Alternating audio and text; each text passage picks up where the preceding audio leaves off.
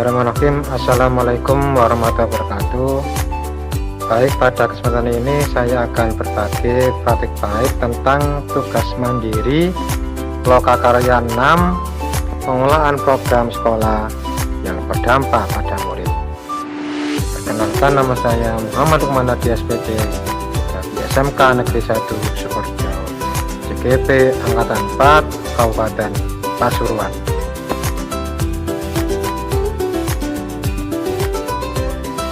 Tujuan pembelajarannya yaitu yang pertama, CGP dapat menyusun dan melaksanakan program sekolah yang berdampak pada murid dari proses yang telah dilaksanakan. Kedua, CGP mampu monitoring dan mengevaluasi program sekolah serta capaian yang sudah diraih. Selanjutnya yaitu tugas mandiri. Setiap calon guru penggerak akan membuat atau meneruskan program jika sudah membuat program sebelumnya namun masih dalam rentang waktu pelaksanaan program calon guru penggerak. Setiap CGP akan menyusun yang pertama, rantai hasil program, kedua, manajemen risiko program, ketiga, kerangka monitoring dan evaluasi, keempat, pembelajaran program. Setelah itu, tugas ini akan dimonitor saat pendampingan mandiri bersama pendamping atau pengajar praktek masing-masing dan akan dibawa saat lokakarya ke-7 sebagai bahan evaluasi.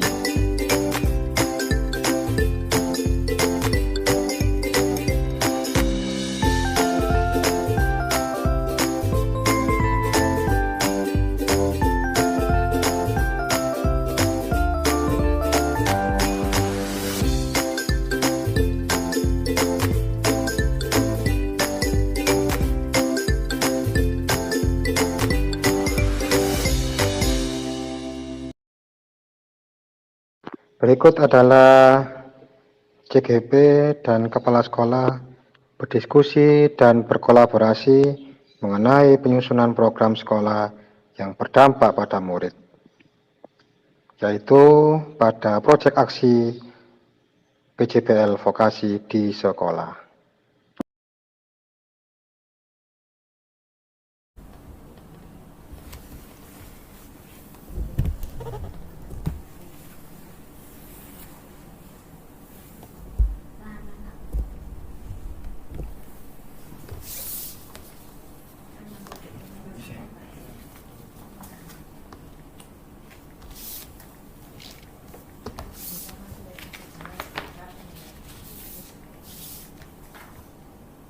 Produknya alhamdulillah Pak sudah jadi Pak, buat gelar karya nanti sama dinas pendidikan, buat RFID sama smart home, lampu di remote sama HP Pak.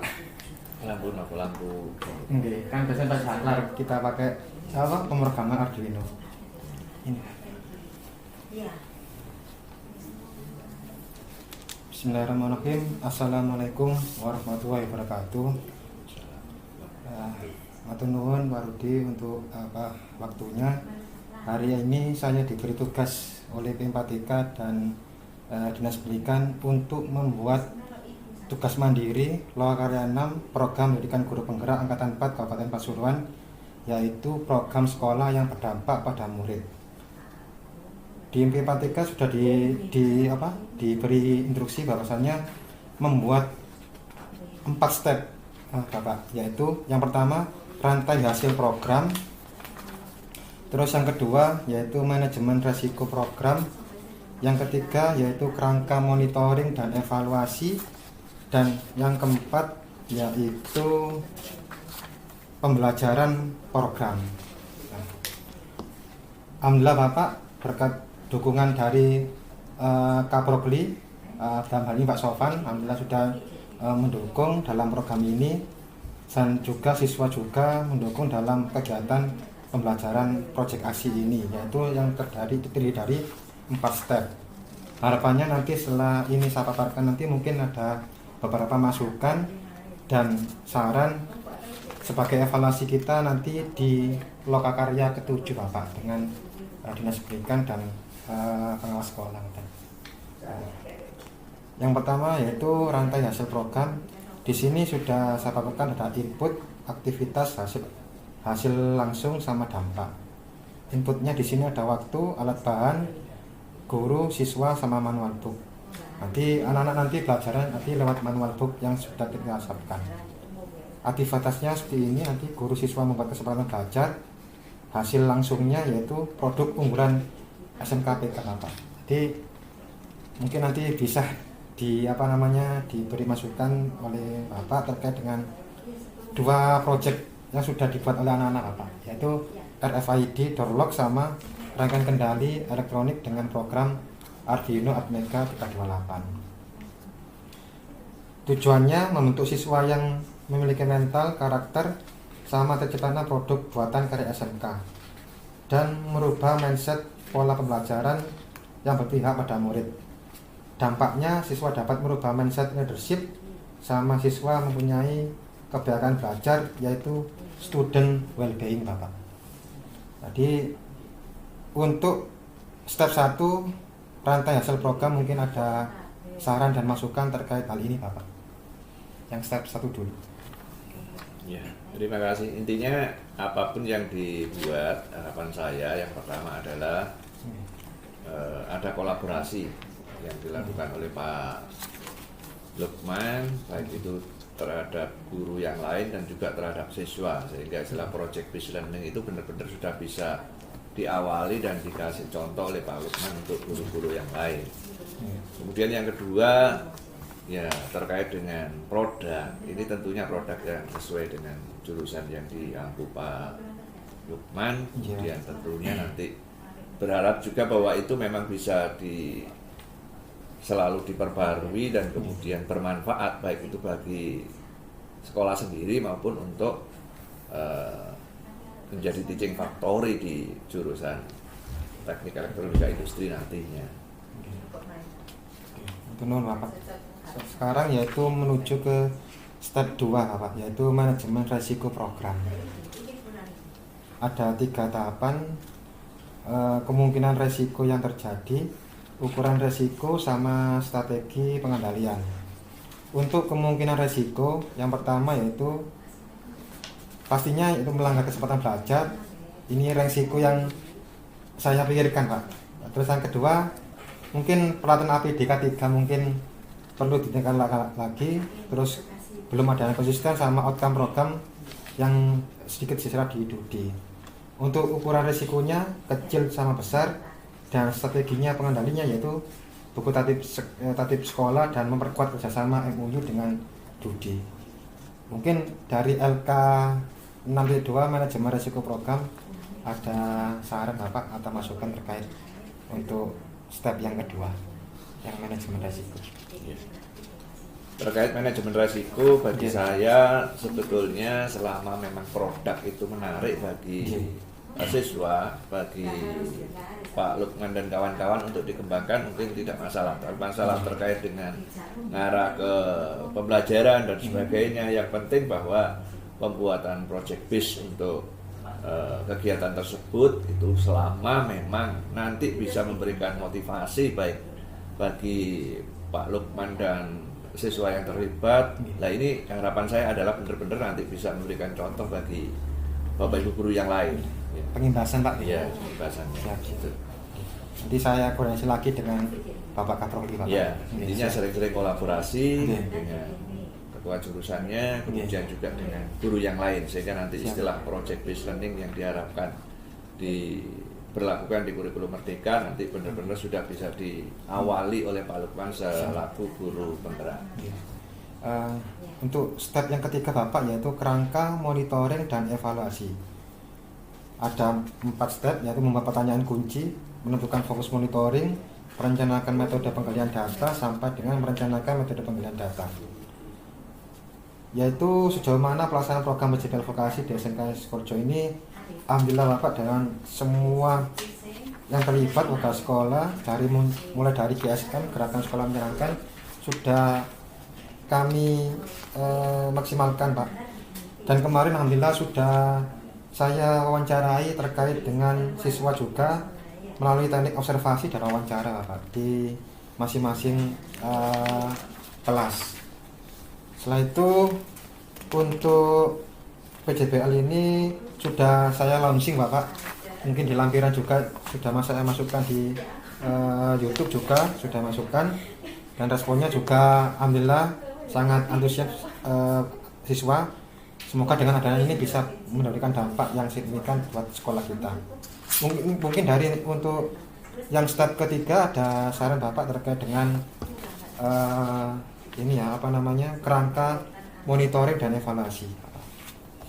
Terkait monitoring evaluasi, sebaiknya Pak Lukman tidak terlibat sendiri, tapi juga dari Wakakurikulum, dari ketua jurusan yang ada, sehingga bahwa nanti hasil dari monitoring evaluasi itu nanti benar-benar bisa memberikan umpan balik untuk perbaikan kegiatan proyek-proyek yang berikutnya. Saya kira seperti itu. Jadi intinya bahwa memang harus tetap kolaborasi dengan suruh yang lain, kemudian banyak pihak untuk perbaikan proyek-proyek yang sudah dilaksanakan. Saya kira itu saja. Terus yang terakhir terkait dengan pembelajaran program, yaitu step 4 Bapak, yaitu faktor pendukung, faktor penghambat dan pembelajaran. Faktor pendukung di sini sudah kami rangkum dengan mendiskusikan dengan berbagai guru juga, yaitu yang pertama bahan bacaan, guru yang saling mendukung, dan tim GSN siswa menerapkan kesempatan belajar. Untuk kesempatan belajar itu sudah saya tempelkan Bapak di masing-masing kelas, sudah saya tempelkan juga terkait dengan budaya positif juga, misalkan 5S, mencuci tangan, dan juga diterapkan di masing-masing kelas. Untuk faktor penghambatnya sudah kami rangkum di sini, jumlah buku juga, guru perlu pemberian teladanan, dan harus ada komitmen juga antar semua warga secara optimal. Untuk pembelajarannya, rasa kepemilikan siswa terhadap buku bacaan masih perlu ditingkatkan lagi. Guru memberikan teladanan, selalu berinovasi melalui berbagai praktik baik di kelas. Dan yang terakhir, optimalisasi kegiatan monitoring dan evaluasi secara berkala, berkelanjutan, dan berkesinambungan. Mungkin untuk pembelajaran program ada saran dan masukan Bapak terkait dengan hal ini? Ya, ke depan untuk pembelajaran dan program, saya berharap bahwa Pak Lukman sebagai guru penggerak tentunya bisa memberikan banyak masukan kepada kurikulum, kemudian kepada jurusan, khususnya terkait dengan pola-pola pembelajaran yang memang sesuai dengan era kini, era kurikulum merdeka. Jadi harapannya adalah ya tidak tetap saja seperti pembelajaran sebelumnya, tetapi bahwa yang diharapkan selain project based learning, maka dari penjadwalan pembelajaran dan sebagainya, harapannya memang kita bisa evaluasi dari harapan-harapan yang diinginkan oleh pemerintah, khususnya terkait dengan pelaksanaan dari kurikulum merdeka itu sendiri. Ya, jadi tidak terpaku seperti model pembelajaran yang zaman dulu, tapi sudah banyak yang lebih mengarah kepada yang diharapkan di kurikulum merdeka saat ini. Termasuk dimungkinkan, bila dimungkinkan adalah dengan penjadwalan blok dan sebagainya. Saya kira itu. Ya. Oke Bapak, terima kasih. Untuk yang terakhir ini sudah kami cantumkan juga dokumentasi kegiatan aksi nyata, juga launching, sama kemarin juga kami galakan festival gelar karya Bapak, ya kelas 3 kemarin. Jadi yang terakhir juga Bapak, ini juga ada nanti bisa dengan Bapak ini buat persiapan nanti loka 7, bisa dibawa sama lampiran ini tugas 6 nanti dibawa di loka 7 Bapak. Oke, terima kasih Pak. Matur nuwun Pak Rudi untuk kesempatan dan waktunya. Semoga apa yang kita diskusikan ini menjadi dampak yang positif dan luar biasa di sekolah kita. Matur nuwun untuk kesempatannya, kurang lebihnya mohon maaf. Terima kasih. Wassalamualaikum warahmatullahi wabarakatuh. Waalaikumsalam warahmatullahi wabarakatuh. Iya nanti nggak apa-apa bisa tangis kok. Selanjutnya yaitu CGP dan Kepala Program Keahlian Teknik Elektronika berdiskusi dan berkolaborasi mengenai penyusunan program sekolah yang berdampak pada murid melalui proyek aksi PJBL Vokasi yang di dalamnya membahas mengenai saran dan masukan program yang sudah berjalan. Bismillahirrahmanirrahim. Assalamualaikum warahmatullahi wabarakatuh. Waalaikumsalam warahmatullahi wabarakatuh. Matur nuwun Pak Sofan selaku Kepala Jurusan Teknik Elektronika Industri. Di sini saya CGP ingin menjelaskan terkait dengan tugas mandiri 6 program pendidikan guru penggerak yang nantinya dibawa ke Loka 7 bersama Dinas Pendidikan, Kepala Sekolah, Pengawas Sekolah, dan cabang Dinas Pendidikan di Loka 7. Dari di sini diinstruksikan oleh P4TK itu Pak Sofan ada 4 step. Yang step pertama yaitu rantai hasil program, terus yang kedua manajemen resiko, ketiga monitoring dan evaluasi, dan yang keempat pembelajaran. Saya mulai yang dari LK pertama nih Pak Sofan, yaitu rantai hasil program. Program ini saya ambil dari melihat dari potensi minat bakat siswa sesuai dengan kodrat alam dan kodrat zaman sesuai dengan filosofi KAD, Pak. Yang pertama yaitu ada input di sini. Rantai hasil programnya ada input, ada waktu, alat bahan, guru pembimbing, siswa, dan manual book. Ini yang input, Bapak. Artinya aktivitasnya yaitu guru dan siswa membuat kesempatan belajar, misalkan silent HP, tidak ramai di kelas dan sebagainya, tidak bergula dan sebagainya. Terus yang kedua yaitu guru membuat tata tertib dalam mengikuti program PJBL vokasi. Ketika guru mengevaluasi program PJBL, murid melaksanakan pembelajaran berdiferensiasi, yaitu sistem door lock RFID dan rangkaian kendali elektronik Smart Home Atmega 328 yang sudah tampil di sudah kita buat 2 project.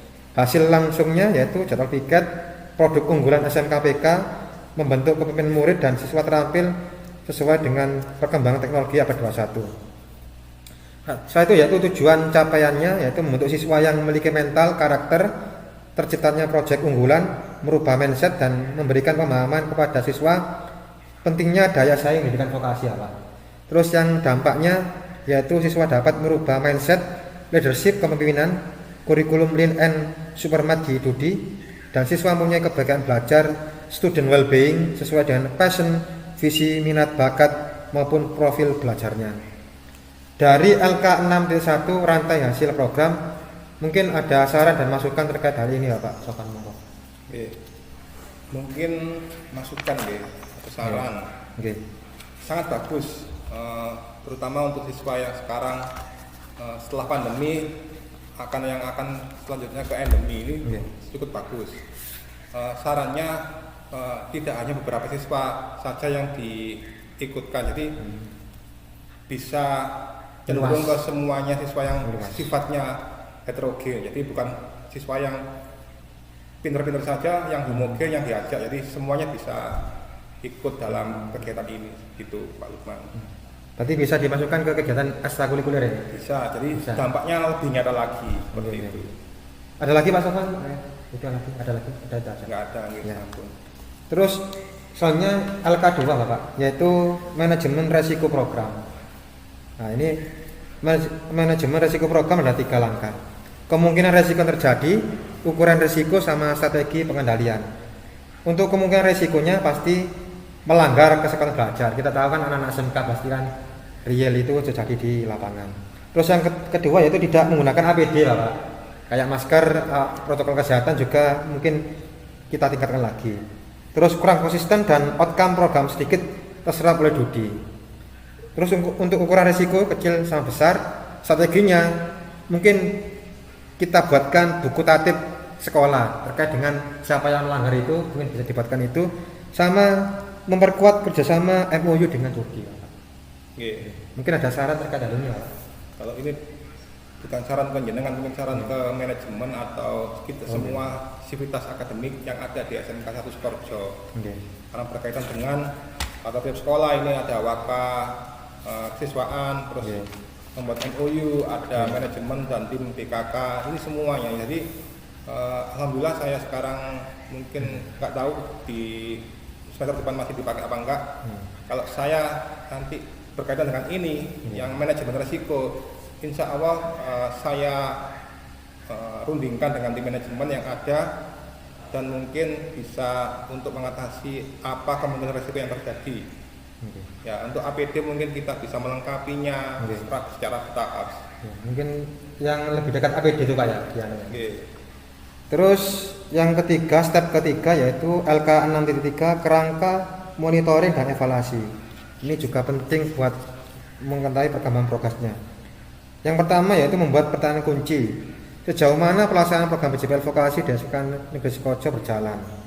Jadi untuk ini sudah guru membuat jadwal, tim proyek aksi. Saya juga sudah berkoordinasi dan berkoordinasi dengan Mas Dian selaku Tulmen untuk melakukan sosialisasi dan pendampingan kegiatan murid dalam proyek aksi ini. Mungkin nanti bisa dibantu dengan Tulmen dan juga menciptakan gerakan sekolah menyenangkan bermakna di laboratorium elektronika. Selanjutnya untuk merancangkan metode penggalian data itu kemarin sudah saya laksanakan Pak Sofan, yaitu melibatkan siswa yaitu menggunakan teknik observasi dan wawancara dengan siswa, dengan kepala sekolah, dengan guru terkait dengan program pengembangan PJPL vokasi ini. Yang kemarin kita juga dimulai ya, yaitu yang di aula itu program apa itu teaching factory atau jadwal sistem blok itu mungkin saya nanti bisa rundingan dengan jenengan terkait dengan sistem blok itu sama program Merdeka Belajar itu terkait dengan platform Merdeka Belajar atau Merdeka Mengajar. Terus yang terakhir yaitu merencanakan metode penggalian data. Di sini juga menyusun jadwal piket. Tadi kemarin juga ada masukan dari P4TK Pak. Untuk piket itu kalau bisa itu tiap kelas itu gantian. Piketnya itu tidak hanya ketua kelas saja. Jadi itu mungkin menjadi masukan dari P4TK kemarin Pak. Mohon maaf kemarin belum maksimal ya. Ini nanti kita maksimalkan dengan adanya piket per kelas. Jadi ada piket per kelas nantinya. Saya itu bahan bacaan manual book ini juga penting. Kemarin P4TK juga memberikan masukan kalau bisa ada manual booknya nanti anak-anak pada saat mengajarkan proyek itu. Terus pengadaan alat juga perlu memperkuat kesukaan belajar. Nanti juga di P4TK itu harapannya di tiap kelas itu ada semacam kesepakatan belajar Bapak. Kayak poster di masing-masing kelas. Jadi ada kesepakatan belajar sama kelas impian. Mungkin dari LK3 ini ada masukan Bapak monggo terkait dengan monitoring dan evaluasi. Untuk evaluasi dan monitoring mungkin kalau tentang pembelajaran kita fokuskan sharing sama kurikulum Pak Lukman. Karena saya lihat ini kok berhubungan dengan kurikulum langsung. Maka kurikulum yang lebih cenderung bisa memberi masukan dan bisa berkunjung langsung ataupun apa yang berkaitan dengan kegiatan ini, termasuk merencanakan metode pengalihan data seperti ini. Jadi saya mungkin sebagai penyambung saja dari dengan sebagai guru penggerak ke kurikulum, apa yang bisa dikerjakan dan supaya kegiatan ini juga berlangsung maksimal dengan baik dan maksimal seperti itu mungkin Pak Lukman. Matur nuwun Pak Sofan untuk masukannya. Terus yang terakhir yaitu LK 6.4 Pak Sofan, itu pembelajaran program PJPL vokasi proyek ASI SMK Bisa. Di sini ada 3 aspek. Pastinya dalam program yang kita laksanakan pasti ada hambatan dan dukungan pasti. Ini sudah saya rangkum Bapak selama saya menjalani program dan guru penggerak itu sudah menginjak 6 bulan Pak Sofan. Ini juga luar biasa, ini hampir 9 bulan. Ada 3 faktor pendukung, penghambat dan pembelajaran. Ada 3 bahan bacaan, guru yang saling mendukung, dan tim GSM dan siswa menerapkan keseimbangan belajar dan sudah menciptakan budaya positif sekolah melalui program proyek aksi SMK. Ini yang faktor pendukungnya Pak Sofan. Terus saya lihat juga ada faktor penghambatnya Pak Sofan. Pertama, jumlah buku, betul nggih, tidak mencukupi juga. Ini juga saya juga harus koordinasi ataupun kolaborasi dengan tim dengan warga sekolah untuk menciptakan hal ini. Terus guru perlu memberikan teladan, selalu menebar kebaikan melalui aksi nyata belajar berdemokrasi di kelas yang berdampak pada murid. Terus harus ada komitmen bersama dari semua warga sekolah secara optimal. Terus untuk pembelajarannya, mungkin di sini sudah saya tulis rasa kepemilikan siswa terhadap buku bacaan masih rendah. Kemarin juga di share untuk buku yang belum membelikan buku itu juga saya rangkum di sini Pak Sofan. Ya, ini terkait hal ini. Berhubungan dengan faktor pendukung, kalau buku bacaan ini sudah bertahap dari perpustakaan kita melengkapi apa yang dibutuhkan oleh jurusan. Faktor penghambatnya mungkin saya tambahin, mungkin minat dari siswanya yang sedikit kurang berkenan untuk membaca atau menuju perpustakaan atau meminjam buku seperti itu. Literasi sekolah ya. Iya betul. Iya. Ada lagi Pak Sofan terkait hal ini? Kalau gurunya, insya Allah gurunya kita saling mendukung. Mungkin ada beberapa guru mungkin yang kurang memberi teladan, ya itu mungkin kita bisa kita ingatkan. Saya sebagai kaprok mungkin saya ingatkan, saya tegur seperti itu. Itu aja mungkin yang bisa saya tambahkan. Terima kasih Pak Sofan untuk waktu dan kesempatannya. Untuk dokumentasi kegiatannya sudah saya lampirkan di situ, dan juga aksi nyatanya sudah saya terapkan. Dan kemarin juga ada festival gelar karya siswa SMK PK Bapak sudah saya cantumkan, dan sudah anak-anak membuat flyer kegiatan dan produknya di penerapan rangkaian Tonika. Mungkin itu yang bisa saya sampaikan Pak Sofan untuk progresnya selama 6 bulan ini. Semoga apa yang kita diskusikan menjadi ilmu yang bermanfaat dan barokah dan menjadi kemajuan di sekolah kita. Amin. Matur nuwun atas pertanyaannya, kurang lebihnya mohon maaf. Wassalamualaikum warahmatullahi wabarakatuh. Waalaikumsalam warahmatullahi wabarakatuh.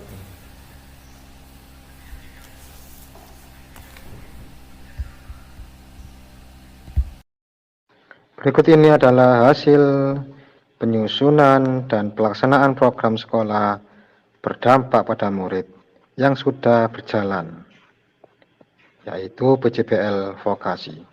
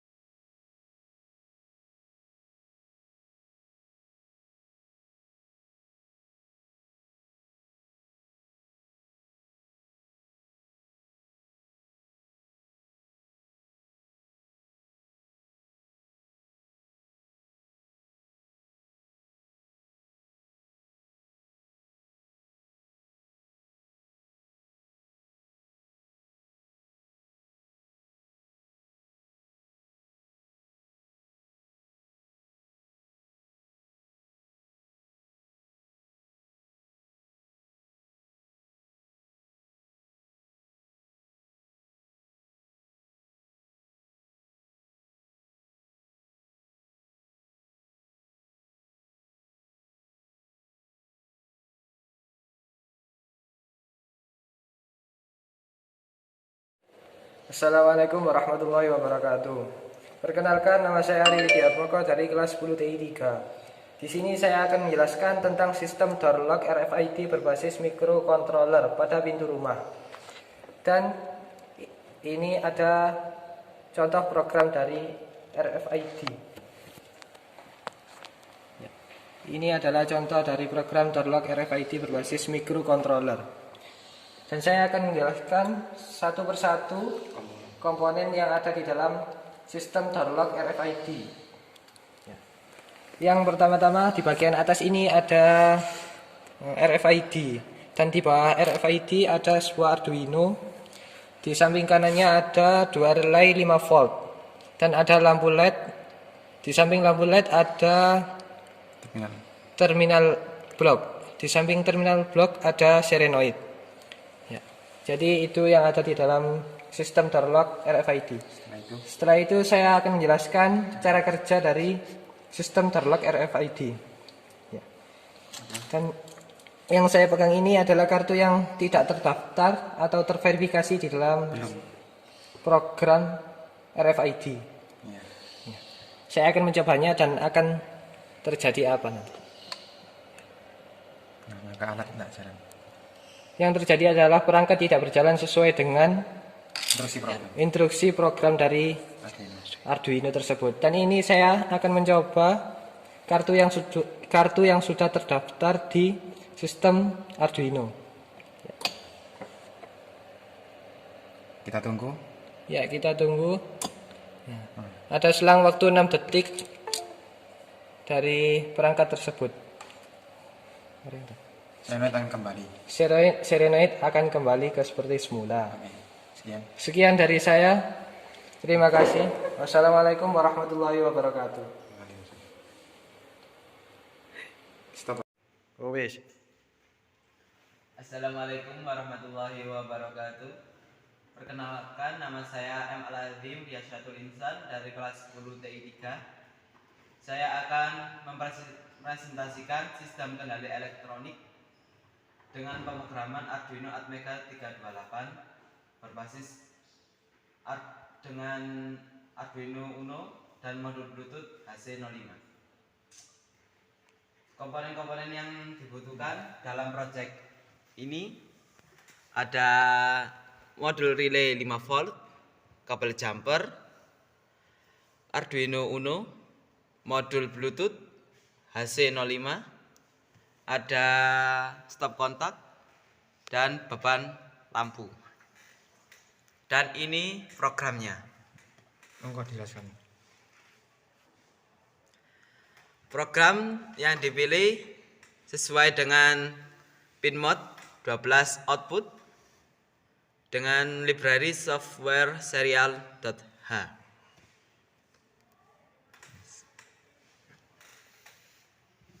Cara mengoperasikannya sebagai berikut. Buka handphone Anda, aktifkan modul Bluetooth, dan downloadlah aplikasi Arduino Bluetooth Controller yang seperti ini. Jika sudah di-download, kita buka, kita tunggu. Sudah terkoneksi, kita pilih menu button, dan ini kita tahan. Masukkan on isi angka sesuai dengan program yang di laptop. Jika ini high adalah hidupkan LED dengan karakter 1, dan di sini on command kita isi dengan angka 1. Dan juga jika ini low, matikan LED dengan karakter 0. Di sini off command kita isi dengan angka 0. Kita save dan kita coba. Kita tekan dan project bekerja dengan baik. Matikannya. Dan kita coba matikan. juga bisa beroperasi dengan baik. Sampingnya. Jika sampingnya. Jika sampingnya ini masih belum terdaftar, jadi kita tahan sama. On comment sesuai dengan program yang di laptop kita isi dengan angka 1, dan off comment kita isi dengan angka 0. Kita save, kita coba tekan juga hidup, kita matikan juga mati, dan sama seperti yang sebelahnya yang tadi, kita coba hidupkan dan kita matikan, masih sama. Berarti Sekian. seperti smart home ya? Iya. Sekian presentasi dari saya. Wassalamualaikum warahmatullahi wabarakatuh. Waalaikumsalam.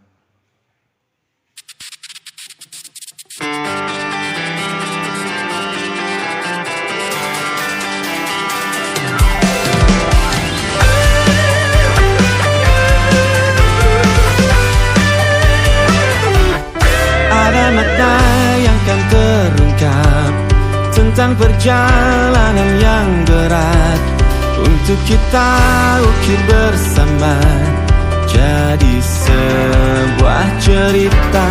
Pahit getirnya kisah ini, namun kuat dan menguatkan sebagai perekat setiap hati yang condong pada mimpi. Memang tak banyak orang yang